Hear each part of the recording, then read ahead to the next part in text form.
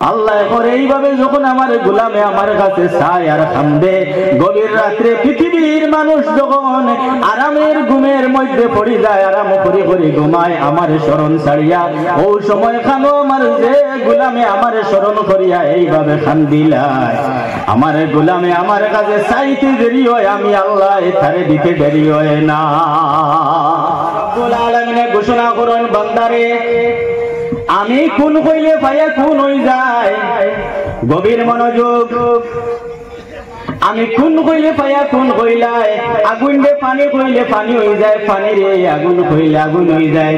ও বান্দা তুই আমারে চিন দে, আমি তোর আল্লাহ, তুই আমার গোলাম।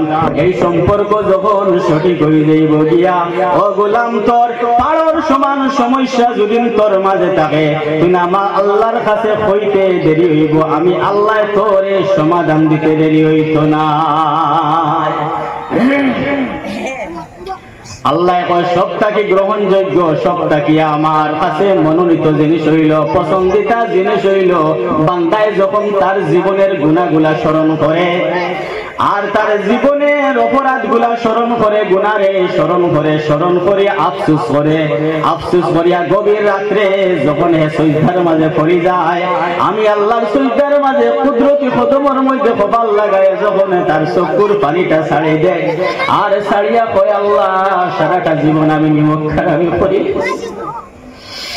আল্লাহ আমি যে কত গুনাহ করছি, আল্লাহ তুমি ছাড়া কেউ জানে না। আসমানের নিচে আর জমিনের উপরে পৃথিবীর মাঝে আমার মতো বড় গুনাহগার আর মনে হয় নাই হে আল্লাহ। আমি এখানে বেরো আজি গেছি, আমার আর যাইবার জায়গা নাই। আল্লাহ আমি তোমার গোলাম, তুমি আমার খালিক, তুমি আমার মালিক, তোমার কুদরতের কদমের মধ্যে পড়ে গেলাম রে আল্লাহ। আমার জীবনের গুনারে স্বীকার করিয়া আমি তওবা করলাম, আর জীবনে গুনাহ করতাম নাই। আল্লাহ তোমার কুদরতের কদম তাকিয়া আমারে মাফ না দিয়া তুমি আল্লাহ উঠাইও না।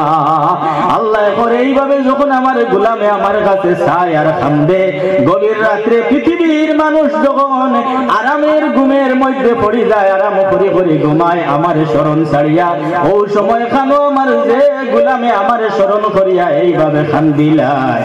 আমার গোলামে আমার কাছে চাইতে দেরি হয়, আমি আল্লাহ এথারে দিতে দেরি হয় না। আমরা চাইতে রাজিও না, আমরা খালি গুনাহ করতেও আছি। ওই বাচ্চারা, ও মানারা, আরেকটা আওয়াজ দিও না, তুমি হাস্য নষ্ট করিয়া আর আওয়াজ দিও না। আওয়াজ দিও তো তোমার দান্ডে বাইরে নিয়ে বার করাইবে না, পিছনে দেব। আওয়াজ দিও না, চুপ করে শুনো কিতা বলে। তুমি আসো না গো, মুখ বন্ধ করো তুমি। এটা একটা ডিস্টার্ব হওয়া।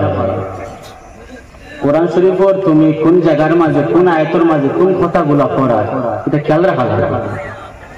একটা কথা যদি ফাজিল হয়ে যায়, ব্যর্থা যায় গিয়া, আল্লাহ দরবারে জবাবদাহি হইতে যাবে। কারণ আল্লাহ এটা কইছে না, তুমি কেমনে বললে?